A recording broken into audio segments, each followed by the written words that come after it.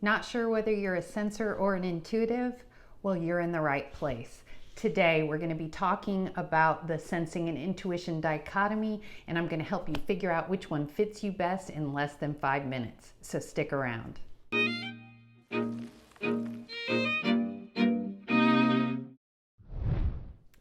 If you're new to this channel, my name is Jane Jackson. I'm the co-founder and president of Willow Training and Professional Development. I love MBTI, and I've been using it with my clients for well over a decade.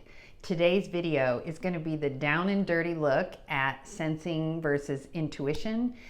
This dichotomy tends to be one of the ones that people have the most trouble deciding which one fits them best.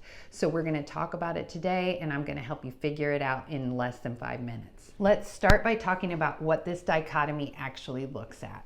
Sensing versus intuition is all about information. It's about how you take in information, what kind of information you focus on, and what kind of information is most important to you. Also, it's important to note that everybody does both things in every dichotomy. So you're going to look at all of these kinds of information that I'm getting ready to talk about.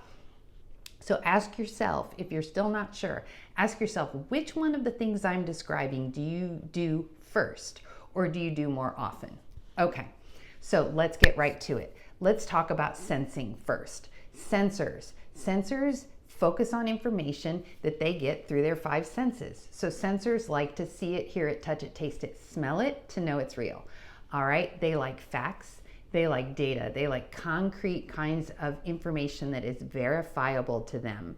They rely on information and look for information that is practical, relevant, and useful to them today.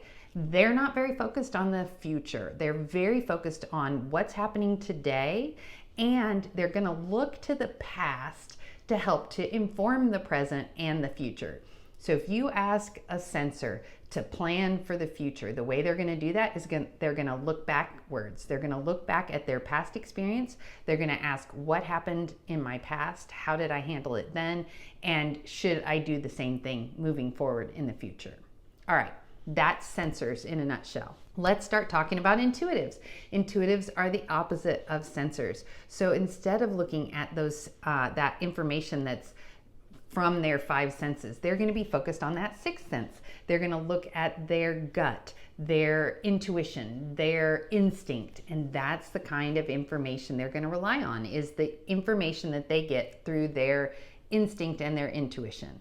So for intuitives, rather than looking for facts and data, although facts and data are nice, intuitives are going to be relying on their impressions. They're going to be interpreting information. And so they're going to be looking for possibilities, abstract ideas, theories. They're very focused on the big picture. They're looking at how things create patterns. So they're looking at how information interacts with each other.